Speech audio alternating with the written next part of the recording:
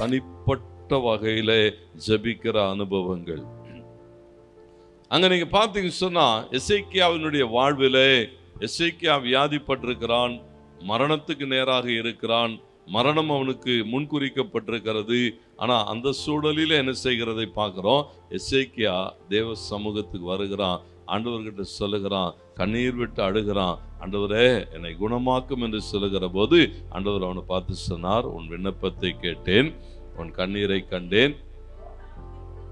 பாருங்களேன், இங்க எழுதப்பட்டிருக்கிறது, எசேக்கியா தனக்காக ஜெபிக்கிற போது எப்படி ஜெபிக்கிறானா, அப்படியே அழுது புலம்பி ஜெபிக்கிறான்.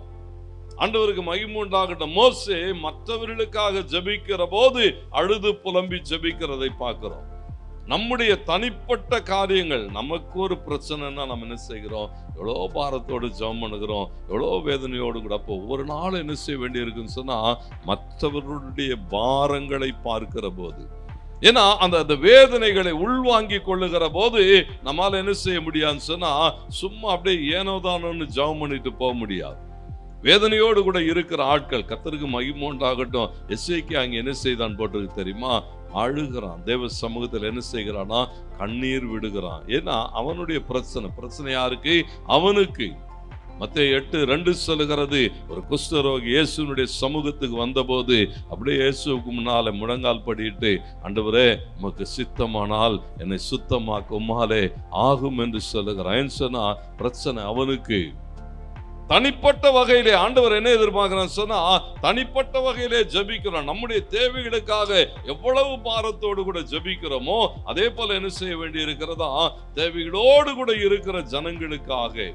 கர்த்தர் மகிமைப்படட்டும். நம்ம குடும்பத்தாருக்குன்னு ஜெபம் பண்ணும்போது என்ன செய்வோம், விடாப்பிடியா. மத்தேயு 15 நீங்க 22 வாசிங்க சொன்னா, ஒருத்தி தன்னுடைய பிள்ளைக்காக கானானிய ஸ்திரீ ஒருத்தி அவரிடத்தில் வந்து, ஆண்டவரே தாவீதின் குமாரனே எனக்கு இரங்கும், என் மகள் பிசாசினால் கொடிய வேதனைப்படுகிறாள், வந்து அவரை கொஞ்சம் நீங்க குணமாக்குங்க.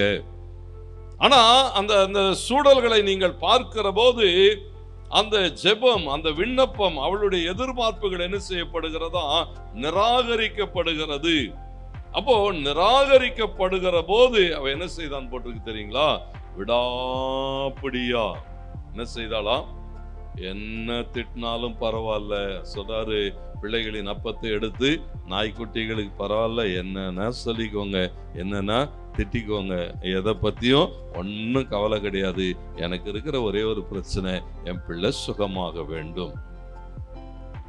பாருங்க, நம்முடைய தேவைகள் என்று வருகிற போது எந்த பிரச்சனைகளுக்கூடாக கடந்து போகிறதுக்கும் நாம் என்ன செய்கிறது இல்லையா, அஞ்சுகிறதில்லை, வருத்தப்படுகிறதில்லை, வேதனைப்படுகிறதில்லை.